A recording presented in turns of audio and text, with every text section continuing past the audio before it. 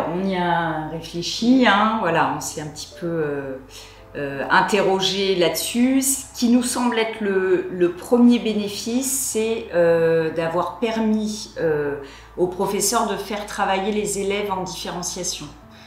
Que ce soit, tu disais, voilà, les élèves dans l'ULIS. C'est vrai que la coordonnatrice utilise, pour elle, c'est un vrai plus de pouvoir faire travailler 4-5 élèves en même temps, avec des niveaux différents. Donc c'est vrai que ça c'est vraiment un plus. Pour elle, voilà. C'est un outil qui est très très intéressant. Pour moi, Edumalin, ça peut être un outil utile dans ma classe.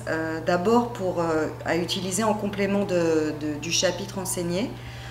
Souvent à la fin du chapitre ou même parfois au milieu pour voir où sont les élèves. Ce qui est intéressant aussi, c'est d'utiliser la plateforme en classe entière, déjà pour apprendre aux élèves à utiliser la plateforme et aussi pour le professeur, pour nous aussi, pour voir comment les élèves répondent aux questions et comprennent les questions et comment est-ce qu'ils appréhendent les contenus sur la plateforme.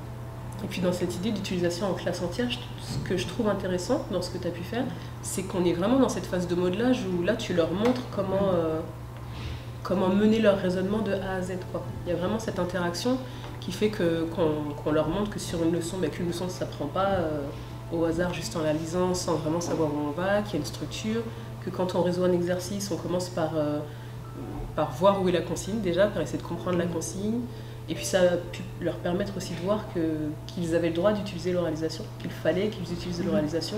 Il y a toutes ces petites choses-là qui ont été mises en place au moment où tu l'utilisais en classe entière.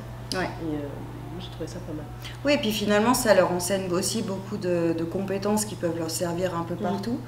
Comme tu dis, déjà, lire un énoncé, c'est pas donné. Il y a beaucoup d'élèves qui n'ont pas forcément des besoins éducatifs particuliers, qui ont beaucoup de difficultés à lire des énoncés. Et justement, ça leur permet de s'entraîner à cette compétence. C'est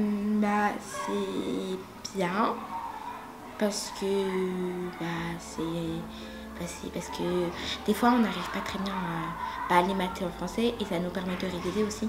Parce que si on n'a pas le temps de, je sais pas, on n'arrive pas à les cours, ou soit on n'a pas les cours, on peut réviser sur Edumalin.